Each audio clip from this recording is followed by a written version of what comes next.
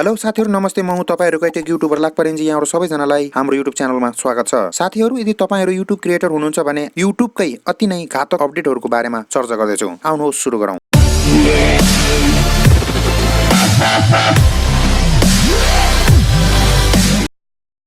आजको यो महत्त्वपूर्ण एपिसोड युट्युबको अपडेटको बारेमा चर्चा गर्न गइराखेको छु म। यो चाहिँ युट्युबको अपडेट नभएर युट्युबको बालबालिका सम्बन्धी बनाइएको एउटा अति नै महत्त्वपूर्ण कानुन भन्न चाहन्छु यसलाई। तपाईले यदि युट्युब क्रिएटर स्टुडियो बेटामा क्लिक गर्नुभयो भने तपाईको युट्युब च्यानल भन्दा माथिल्पट्टि चाहिँ एउटा यस्तो इन्फर्मेसन फ्ल्याश आइराखेको हुन्छ, जस्तो त्यसमा लेखिएको छ महत्त्वपूर्ण सूचना। सबै निर्माताहरूले अनिवार्य रूपमा बालबालिकाहरूको अनलाइन गोपनीयताको सुरक्षा गर्ने ऐन र वा अन्य कानुनहरूको पालना गर्नु आवश्यक कदम चाल्नु पर्छ। आफ्नो च्यानल तथा भिडियोहरूको सेटिङको समीक्षा गर्नुहोस् भनेर यस्तो टाइपको एउटा न्यूज फ्ल्याश भएको पाउनुहुनेछ। च्यानलका सेटिङ चयन गर्नुहोस् र खारेज गर्नुहोस्, दुईटा अप्सन छ यहाँनिर। खारेज गर्नु भयो भने के हुन्छ र च्यानल सेटिङ चयन गर्नुहोस् मा क्लिक गर्नु भयो भने के हुन्छ यो हेर्दै जाउँ। जस्तो तपाईले च्यानल सेटिङ चयन गर्नुहोस् मा क्लिक गर्नु भयो भने चाहिँ के हुन्छ भन्दाखेरि यहाँनिर उन्नत सेटिङ देख्नुभयो, एडभान्स सेटिङमा तपाई पुग्नु हुनेछ। यहाँनिर के लेखिएको छ भन्दाखेरि दर्शक च्यानल सम्बन्धी कुनै सेटिङ चयन गरी आफ्नो कार्यप्रवाहलाई सरल बनाउनुहोस्। यो प्रश्न छाड्नु भयो भने तपाईले आफ्नो च्यानलमा अपलोड हुने प्रत्येक भिडियोहरुमा बालबालिकाको लागि बनाएको हो कि होइन भन्ने कुरा खुलाउनु पर्ने हुन्छ। यो सेटिङ विद्यमान र भावी सबै भिडियोहरुलाई प्रभावित पार्नेछ। प्रत्येक भिडियोमा एक एक गरी तोकिएको सेटिङले च्यानलका सेटिङलाई ओभरराइड गर्नेछन्। तपाई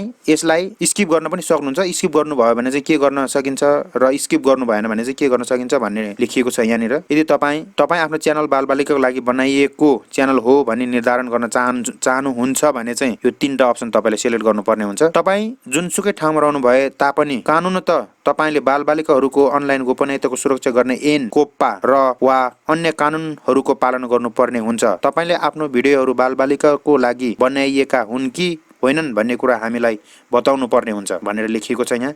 बालबालिकाका लागि बनाइएको सामग्री भनेको के हो? यो अपडेट चाहिँ, यो कानुन, यो एक्ट चाहिँ किन लागू भयो भन्दाखेरि रिसेन्टली सेप्टेम्बरमा युट्युबले बालबालिकाको अधिकार हनन सम्बन्धी एउटा एकदमै ठूलो फाइन युट्युबले तिर्नु परेको थियो। नियरली $170 मिलियन को फाइन चाहिँ युट्युबले भर्नु परेको थियो। त्यसको लगत्तै यो अपडेट चाहिँ आएको मान्नुपर्छ। यदि तपाईले यो तीनटा अप्सन मध्ये बाइ डिफल्ट केही पनि गर्नु भएन भने चाहिँ म प्रत्येक भिडियोको हकमा यो सेटिङ समीक्षा गर्न चाहन्छु, म्यानुअली गर्न चाहन्छु भन्ने अप्सन चाहिँ बाइ डिफल्ट नै हुन्छ।